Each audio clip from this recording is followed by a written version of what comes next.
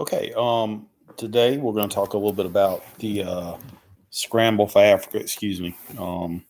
Had to switch locations. Normally I film in my kitchen, but I got a dishwasher going, so figured I'd sit in a chair. So the Scramble for Africa is a part of the second era of imperialism, and as we talked about in class the other morning, it's based on two. There are two basic reasons why this event happened. Number one is Europe saw Africa as kind of a toolbox for resources. Um, Europe had gone through this massive industrial revolution that we talked about, and there were many things that the Europeans needed that they could not produce in Europe. And so resources is this first reason why Africa became so unbelievably important during this time period. And I want to kind of go into that and expand on that for a second. Um, One resource that became so unbelievably valuable was rubber. Rubber is a tropical plant. It cannot be produced in Europe. And what rubber does is allows you to take machine parts and fit them together so that the machines are not tearing each other up. Rubber basically also, you can kind of think of it as being the plastic of the 1800s. And rubber was initially a Native American thing. It was made into balls and trinkets, and it was a fairly unstable product until a man by the name of Goodyear in the United States, like Goodyear tires, found out a process that he called vulcanization to actually take rubber and make it stable, make it heat resistant, cold resistant. And once that process was discovered by Goodyear, it became a very valuable tool. Not only could you use rubber to put in between different parts of machines so the machine didn't beat itself to death, you could also use rubber to seal gaskets, to hold in lubricants, to um, seal in water containers. I mean, it literally was almost like the plastic of the 1800s, early 1900s, and it was unbelievably valuable. And the way you make rubber is you tap the rubber tree and you allow the rubber to kind of seep down like goo, and then from there you process it. And so that was one resource. Another major resource that Africa had that the Europeans wanted was precious metals, gold and silver, and also diamonds. And so that becomes extremely important. Okay. And then you also have things, luxury items such as chocolate, the cocoa plant. Also, coffee becomes very, very valuable. Um, Also, ivory. Piano keys were made out of ivory. Billiard balls were made out of ivory. And very high end pistol grips were made out of ivory. And ivory became a very, very valuable product. So Africa really, really looked to be a very, very valuable piece of real estate if the Europeans could get their hands on it. All right. Now, second reason besides resources that Africa was so unbelievably valuable to Europeans was bragging rights. To be a great nation during this point in time, you had to have an empire. And the British had grown and maintained an empire even from the first era of colonization. Canada was still a British empire.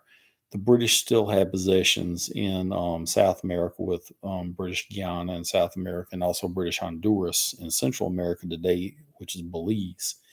Um, they had some islands, Jamaica. was a very, very valuable colony, grew sugar.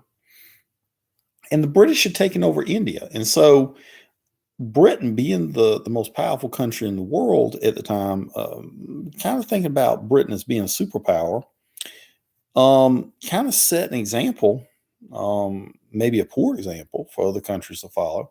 And the British also having the largest navy on the planet, um, needed places that they could refuel their ships. And also, if the British are going to maintain control of India, they're going to have to be able to move ships around the bottom of Africa, and that very, very bottom spot would make a very, very good, very fantastic coaling station.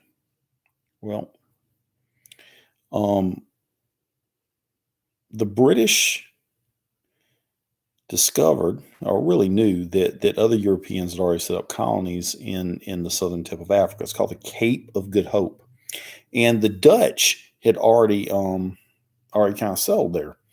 And this group of Dutch settlers um, had gone into southern Africa with the extent of creating their own communities, farming the land. It's the one exception to this time period in which Europeans actually did create or attempt to create a settler colony. During the age of new colonialism, you're not going to have large numbers of Europeans in overwhelming numbers coming in and taking land away from from the locals, except for in South Africa and maybe a few other places. But anyway, the British needed the southern coast of Africa as a way to refuel their ships, and so they took it away from the Dutch, and the Dutch had taken it away from local Africans. And so here the British have India, they have Canada, they have the southern coastline of Africa kind of sewn up. They have a few other places throughout the African continent. And so other European nations began to look at this and they said, well, if Britain's a powerful nation, we need colonies. Well, the French began to take over most of North Africa. And North Africa is not exactly the most valuable piece of real estate at this point in time. It is mainly desert, lacking in water, few raw materials. So when the French go in and they take over places like Algeria and Tunisia, and they take over Morocco, it's simply for prestige.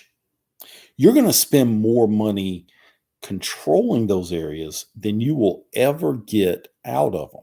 And so that's a good example of prestige. And so, as more Europeans began to see Africa as a place to draw resources and to gain colonies for the sake of gaining colonies, the Germans decided in the 1870s to have a conference so that Europe could kind of carve up Africa so that European countries would not end up going to war over the scramble for Africa. And so a map was put on a table and pencils were handed out, and European countries said, this is mine.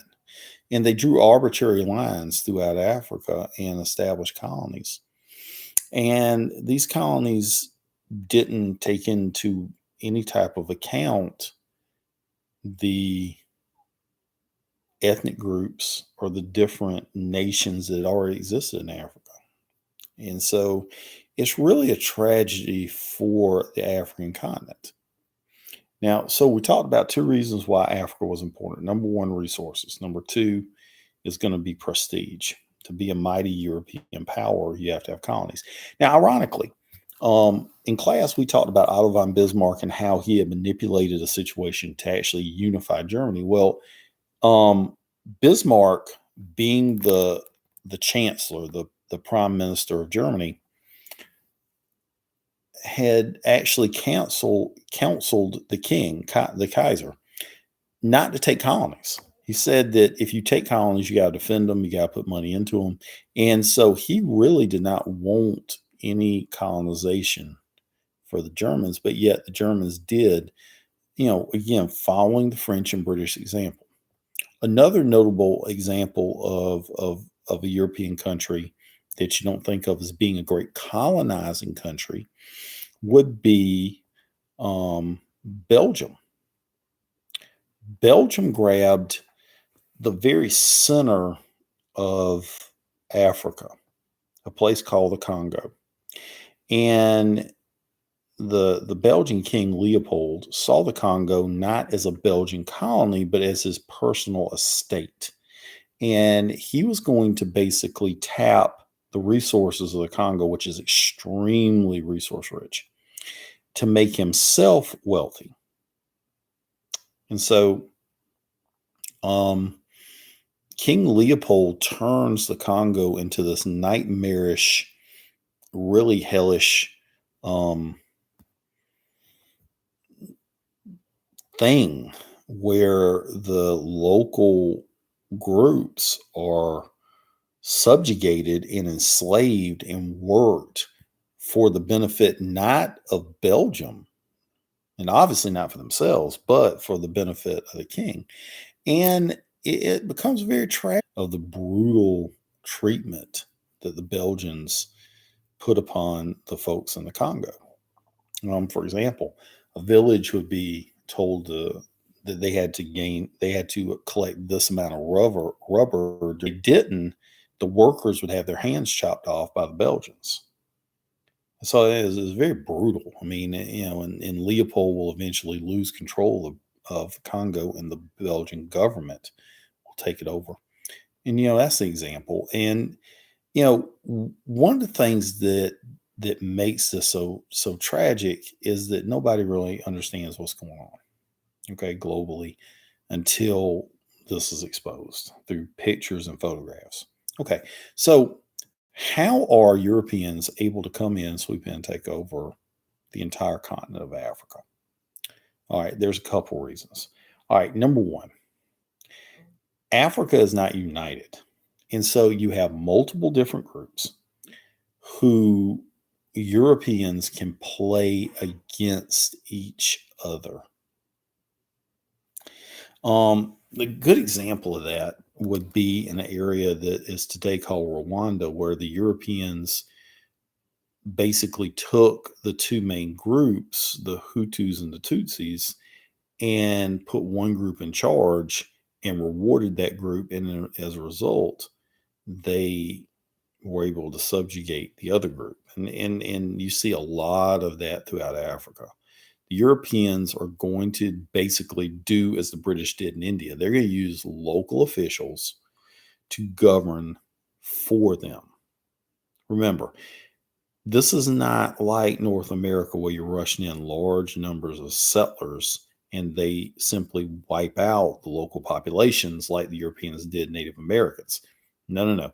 This is you using local African officials to govern the colony for you under the supervision of local European governors or whatever title they make up.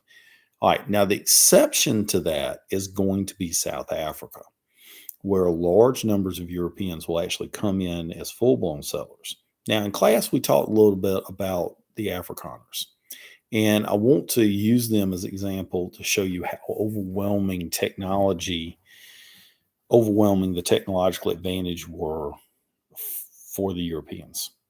The Afrikaners, the Dutch-speaking settlers of South Africa, were always a minority surrounded by Africans.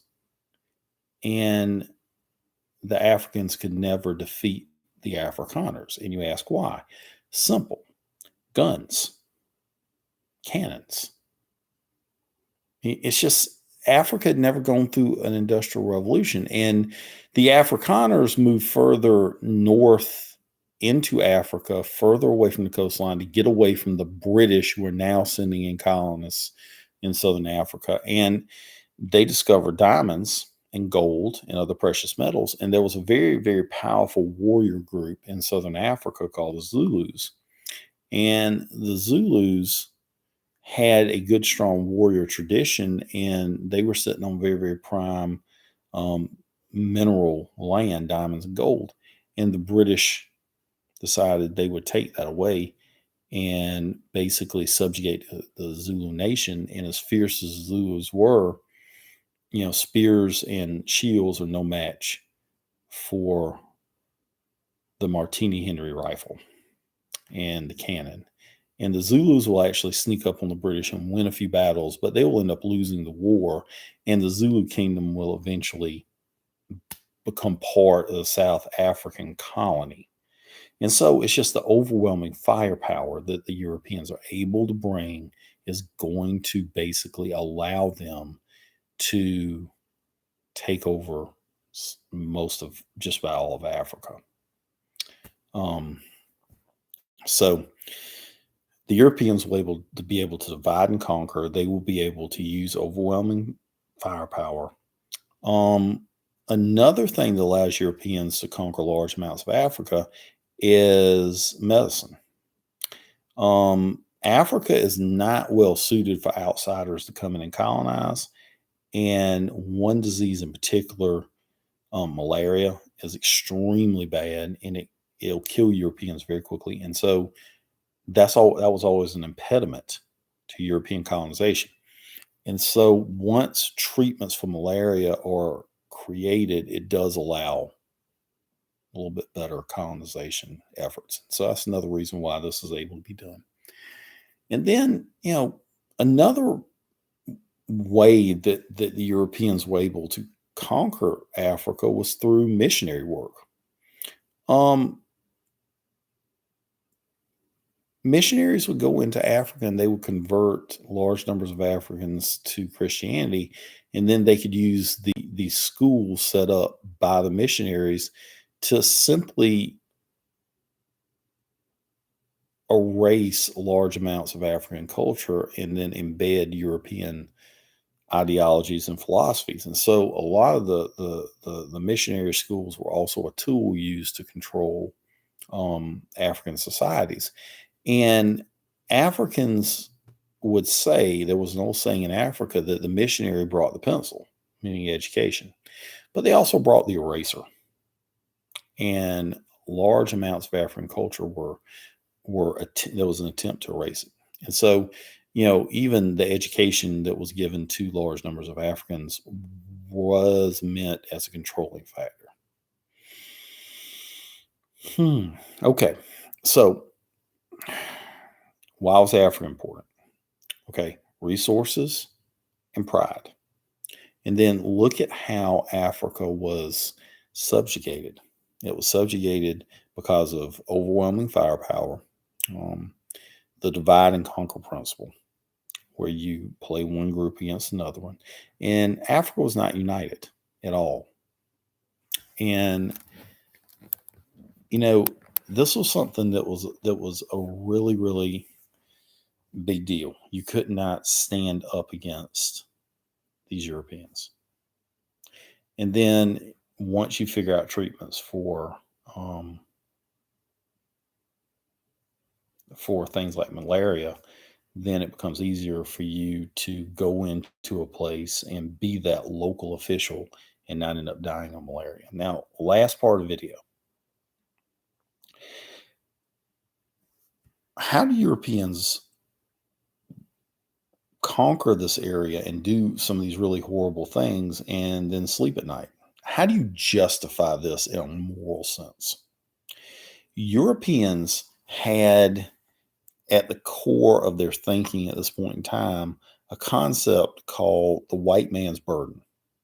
We are more advanced than anyone else. Therefore, we have a duty, not a right, a duty to bring civilization to areas of the world that are not civilized. And it's referred to as the white man's burden. And the white man's burden is based on a concept called social Darwinism. And what social Darwinism is is a twisted version of Charles Darwin. Survival of the fittest. The strongest animals will take over from the weaker animals. Well, in this way of looking at things, the Europeans are the stronger society, and therefore they can take over. And another thing that helped Europeans justify this was this belief that if they didn't do it, someone else would. And the Africans are going to be better off under us. And so those are two things that helped justify the takeover of Africa. Okay. Well, I hope this helps. Think about this video divided up in 3 parts. Okay. 2 reasons why Europeans wanted Africa, and then how they were able to conquer it. And then thirdly, how Europeans actually, in their own mind's eye, justified all this. Okay. All right. So do some reading in your book, and I will see y'all next week. We'll have another little Zoom class for a while. So anyway, thank y'all. And at some point I hope we can actually have class, and we can get over the coronavirus. All right. So we can get back to actually some face-to-face learning. All right. So this is the best I can do. Thank y'all. And I'll see y'all next week.